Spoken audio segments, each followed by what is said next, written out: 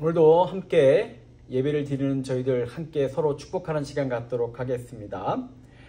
하나님께서 당신을 위하여 축복의 새 역사를 시작하셨습니다. 아멘.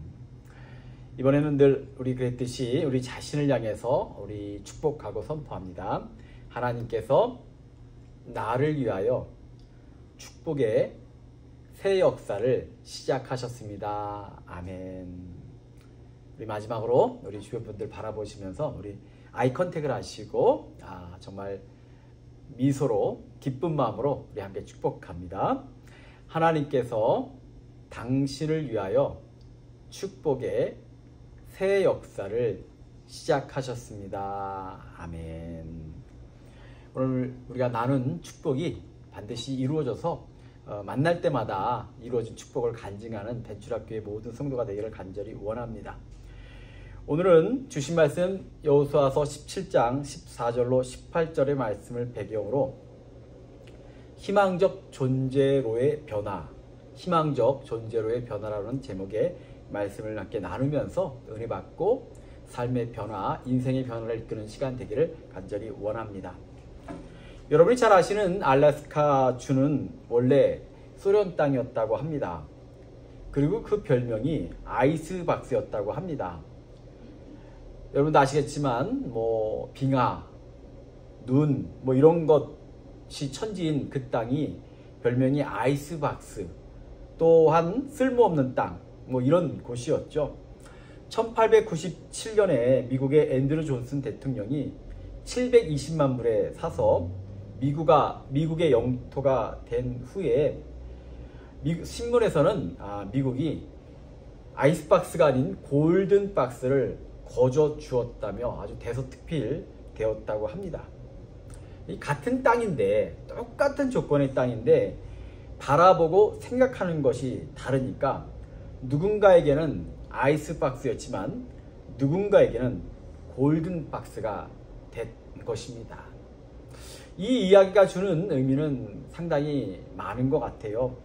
우리가 세상을 사는 똑같은 조건 속에서 누군가는 불행하다고 느끼고 누군가는 행복하다고 느낍니다. 누군가는 왜 이러냐고 말하고 누군가는 그래도 좋다고 말하는 사람이 있습니다. 여러분은 어떤 것을 원하고 어떻게 말하고 어떻게 생각하기를 원하십니까? 근데 이와 같은 일들이 성경에도 기록되어 있습니다.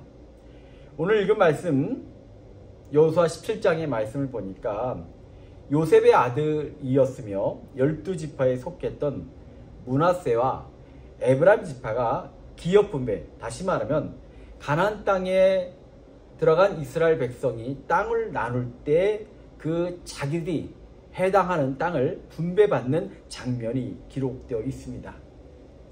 14절에 보니까 므낫세와 에브라임에게 그 지역을 중심해서 가나안 중부 지역을 차지하도록 그 땅을 분할해 줬습니다.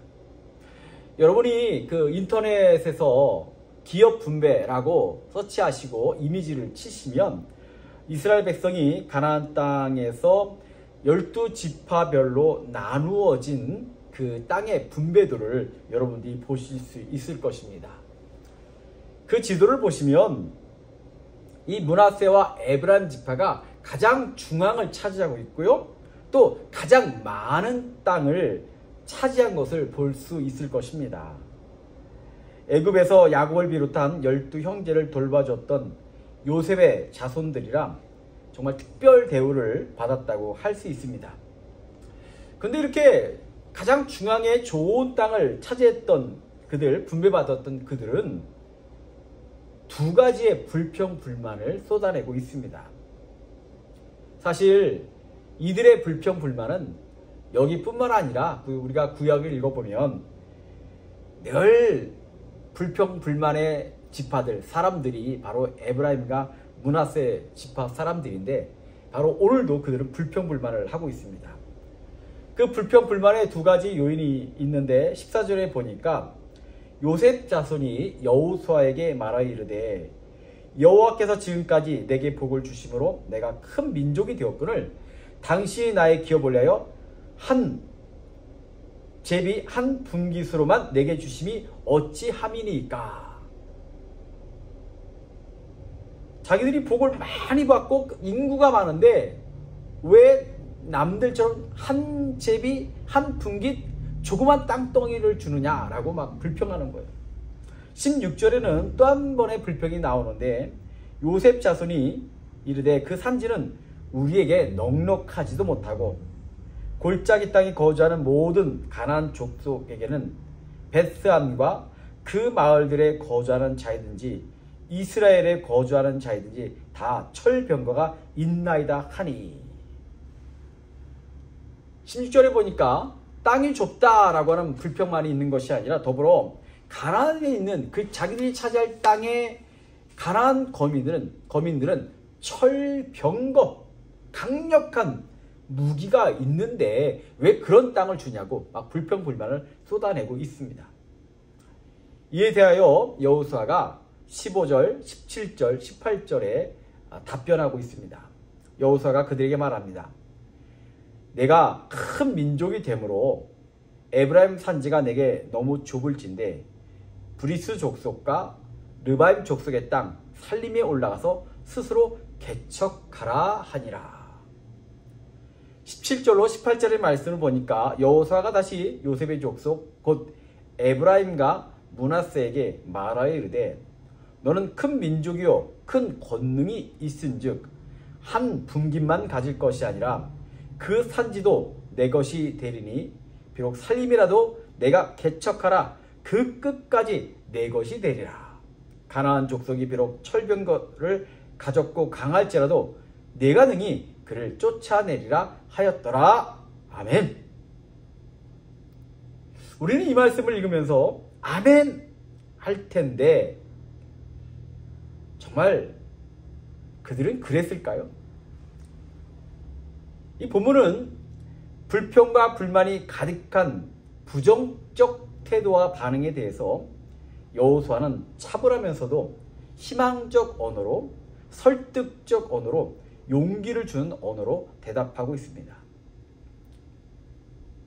다시 말하면 이 본문은 부정적 사고방식의 존재들이 쏟아내는 부정적 언어들에 대하여 희망적 사고를 가지고 사는 희망적 존재가 희망적 언어로 말하면서 이 부정적 사고와 희망적 사고가 충돌하고 있는 장면을 보여주고 있습니다.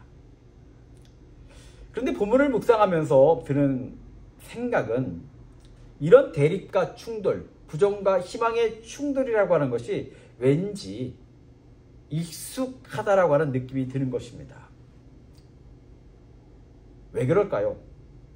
일차적으로는 성경에 이와 같은 장면이 무수히 나오더라고 하는 겁니다. 때로는 하나님께 부름받은 사람들에게도 이런 현상들이 나타나기도 했습니다. 대표적인 것이 하나님께서 모세를 부를 때의 장면입니다. 하나님께서 모세를 부를 때 모세는 부정적 언어로 거부하면서 하나님의 비전과 희망에 충돌했습니다. 이런 변명 저런 변명 하나님의 능력을 시험하는 그런 모습을 얼마나 많이 보였는지 모릅니다. 근데 그뿐입니까? 성경에 나타나는 이 모습은 사실 평범한 우리들의 모습, 인간의 모습이라고 하는 겁니다. 삶에 찾아온 어떤 문제로 밤잠을 이루지 못했던 경험이 있을 것입니다. 희망적 사고와 부정적 사고가 충돌하면서 내면의 갈등과 혼란으로 괴로워했던 경험이 있을 것입니다. 땅에 대한 요셉 지파들과 여호수아의 생각이 다르고 대립하듯이 때론 우리 삶에 때론 공동체 안에 여러 가지 일들이 대립했던 일들이 있었을 것입니다. 이런 경험을 바탕으로 생각해 본다면 우리는 이 우리의 약한 모습을 하나님께 회개하고 고백하면서 이럴 때 이런 상황 속에서 어떻게 극복할 수 있을까? 오늘 말씀을 통해서 함께 생각하고 우리의 삶이 도전받고 새로워지는 시간이 되기를 원합니다. 첫 번째로 우리가 생각할 것은 세상에 완벽한 조건은 없다는 것을 늘 깨닫기를 간절히 원합니다. 여행을 전문으로 다루는 블로거의 첫 화면에 나오는 글귀입니다. 시간이 있으면 돈이 없고, 돈이 있으면 시간이 없고, 시간과 돈이 있으면 체력이 없는 인생과 여행 일단 떠나자. 참 이게 재밌죠? 시간이 있는데 돈이 없고, 돈이 있으면 시간이 없고, 다 있는데 체력이 안 되더라. 뭐 여행뿐이겠습니까? 우리 인생에 완벽한 조건이라는 건 있을 수가 없습니다. 아브라함과 사라가 늙그맣게 하나님께 자손에 대한 이야기를 듣습니다. 얼마나 놀라운 일이에요. 근데 그 축복을 듣고 아브라함과 사라가 피식 웃습니다. 그대의 육체적 조건이 안 된다고 생각했던 거죠. 이스라엘이 요단강을 넘을 때도 완벽한 때가 아니었습니다. 요단이 곡식 거두는 시기에는 항상 언덕이 넘치더라. 다시 말하면 요단강이 항상 넘치는 것이 아니라 하나님 명령하실 그때 물이 넘치는 시기인데 마침 그때 하나님께서 이스라엘 백성에게 요단강을 넘으라고, 건너라고 말씀하시는 거예요. 더 좋은 때가 있는데, 더 완벽한 조건이 있는데 하나님께서는 그렇지 않은 때를 선택하셔서 명령하신 거죠. 여러분, 우리 자신들 또한 가정, 교회, 사업, 학교 등등 여러분의 삶을 둘러싸고 있는 것들이 여러분 정말 완벽하신가요? 정말 마음에 쏙 드십니까? 아마 그렇지 않을 겁니다. 특정한 누구가 아니라, 저만 그런 게 아니라 모든 사람이 다 그렇습니다. 그러나 완벽하지 않음의 축복이 있습니다. 진정한 축복은 이미 채워진 축복이 아니라 채워져 가는 축복을 체험하는 겁니다. 형들에게 버림받아 노예로 팔려갔던 야곱이 고난을 극복하며 애굽의 총독으로 세워지고 채워지는 축복의 주인공이 되었습니다. 그 과정에서 야곱은 늘 하나님과의 동행을 믿었기에 부정적이지 않았습니다. 그렇게 힘든데도 원망하지 않았습니다. 완벽하지 않은 조건 속에 살면서도 그는 희망적 삶을 살았습니다. 믿음이 있었기 때문인 거죠. 하나님이 함께 계심을 알았기 때문인 거죠.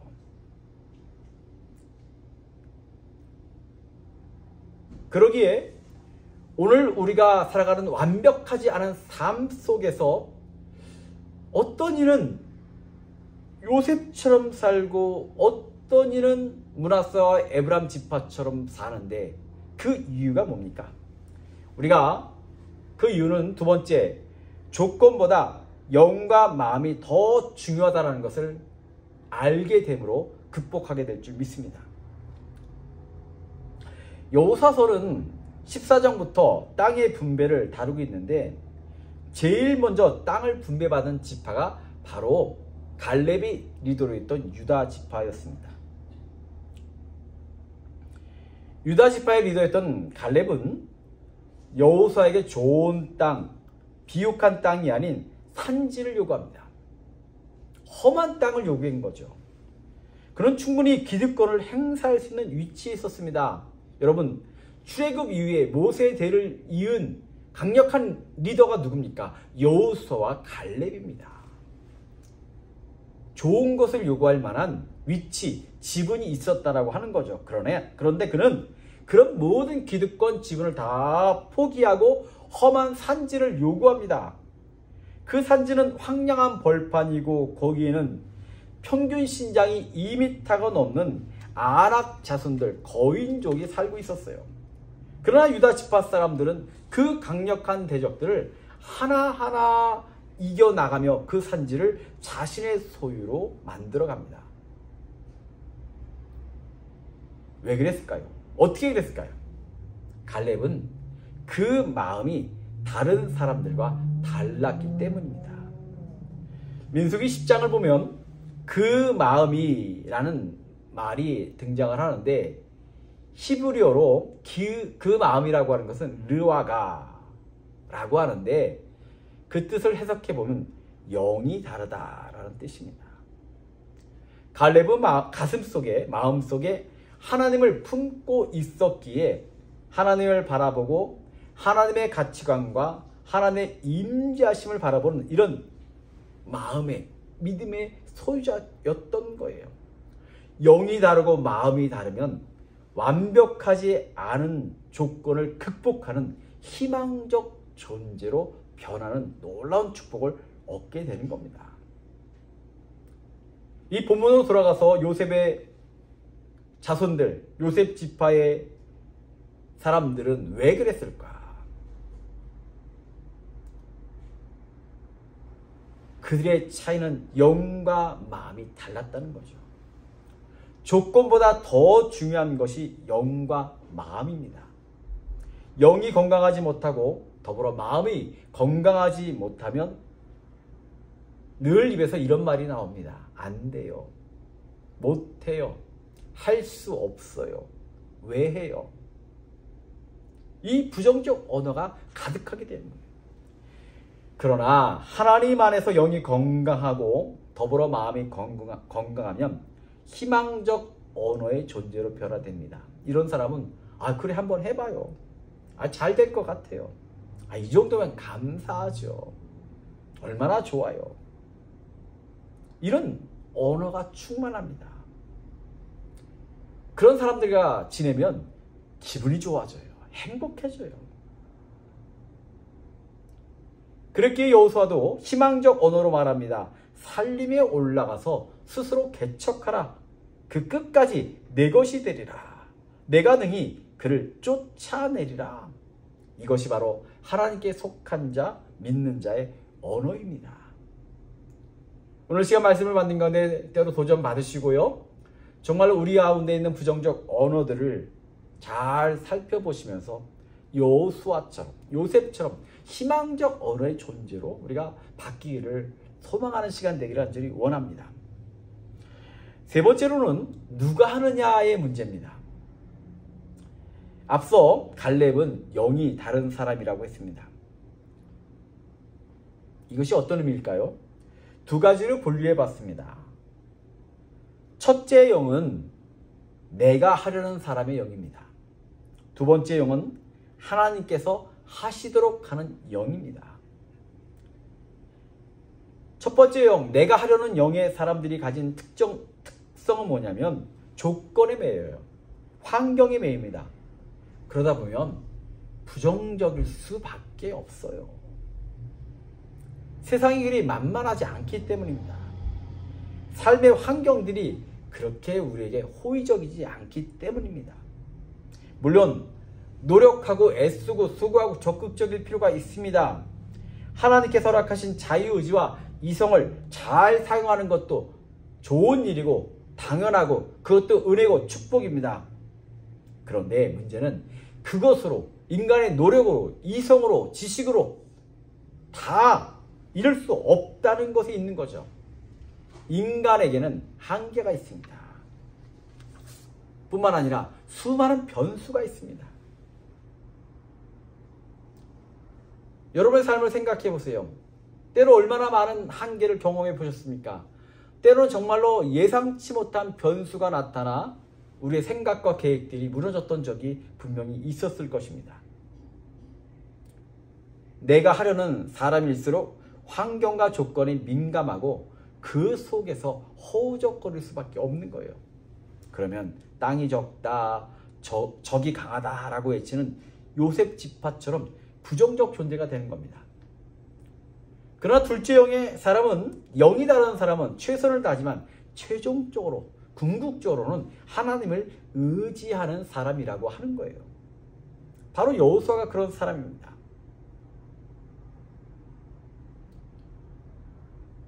하나님의 권능이 함께 한다는 믿음을 가지고 비록 눈앞에 위기가, 문제가, 킹겸이 있을지라도 내가 아니라 하나님의 능력으로, 내가 하는 것이 아니라 하나님의 하심으로 말미암아 할 수 있다 라고 말하는 것. 그래서 하나님을 믿고 기도하는 것, 때론 인내하는 것, 이와 같은 삶의 소유자, 그것이 바로 영이 다른 사람의 모습이죠. 우리 벤츄라교회 모든 성도들은 세상과 다른 정말 영이 다른 존재로 살아가시기를 축원합니다. 이렇게 영이 다른 존재로 살아가게 된다면 이 마지막으로 우리는 희망적 언어로 희망의 공동체를 만들게 될 줄 믿습니다. 이 목회를 하면서 느끼는 것은 사람들이 생각보다 부정적이라는 거예요. 가끔 물어봅니다. 당신은 부정적이십니까? 긍정적이십니까? 그럼 많은 사람들이 나 긍정적이에요. 근데 생각보다 그렇지 않다라는 겁니다. 그래서 건강한 공동체를 이루기 위해서는 희망적 언어를 말하는 공동체 구성원들이 많을 때 우리가 희망적 공동체를, 하나님의 나라를 이룰 수 있다라고 하는 거예요. 여호수아와 같은 희망적 언어의 사람들이 많아야 합니다.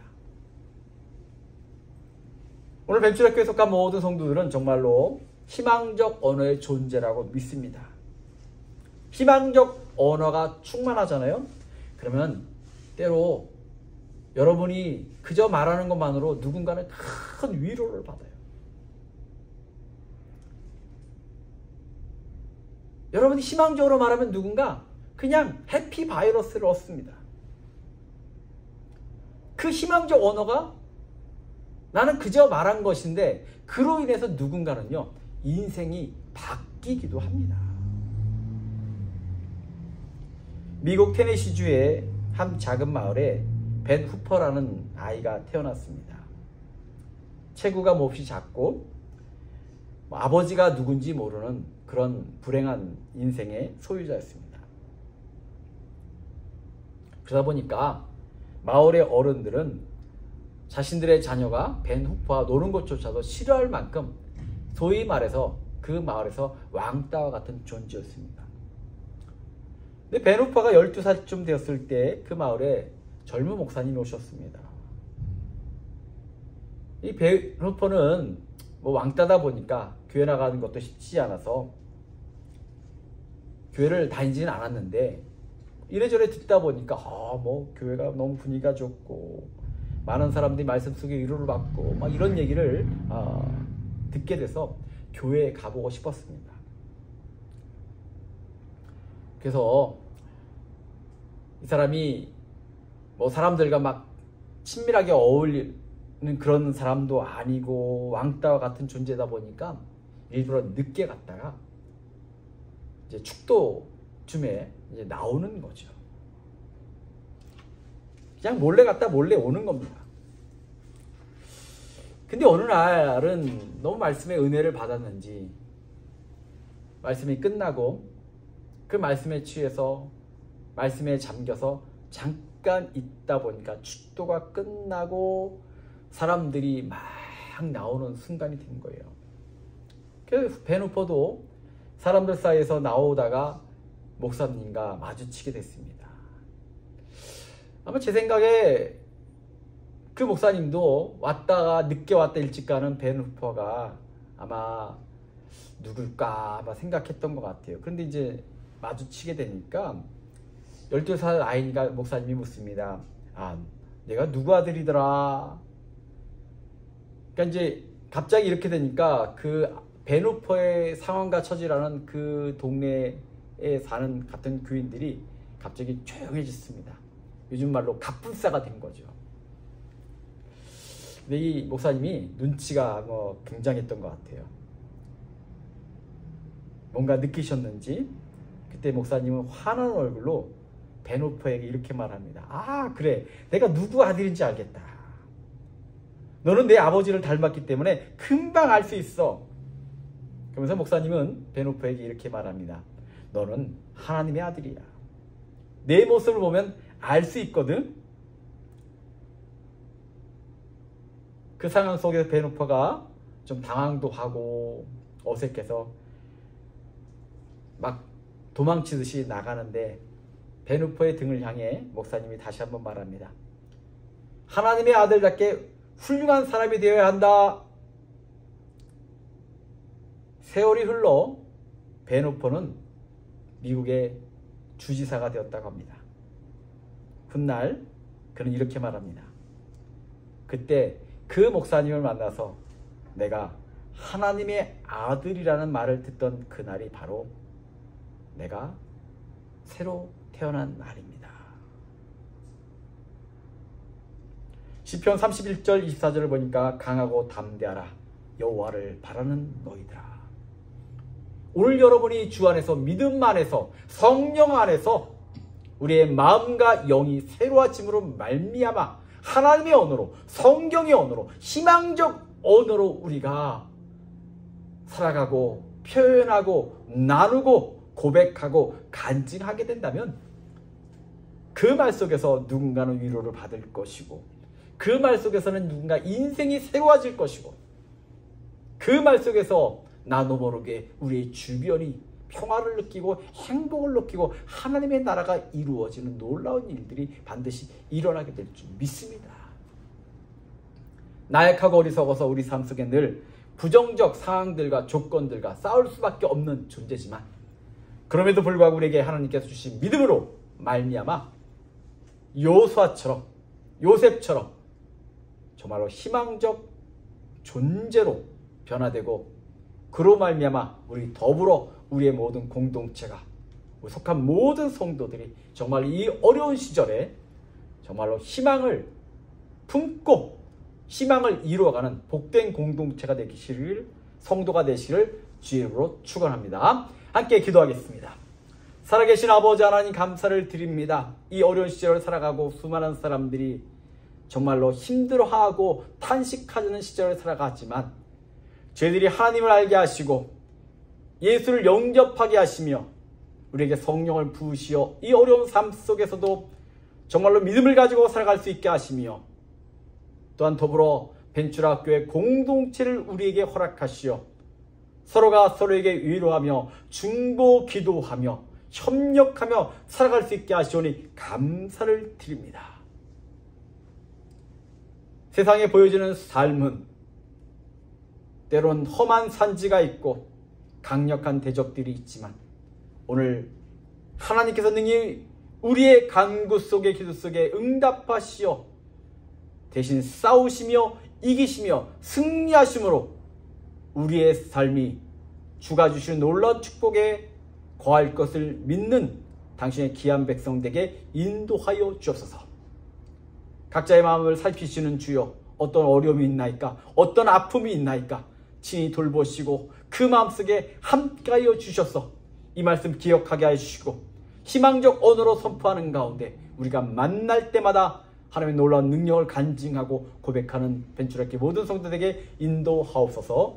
이 모든 말씀 예수님의 이름으로 기도드려 싸움나이다. 아멘.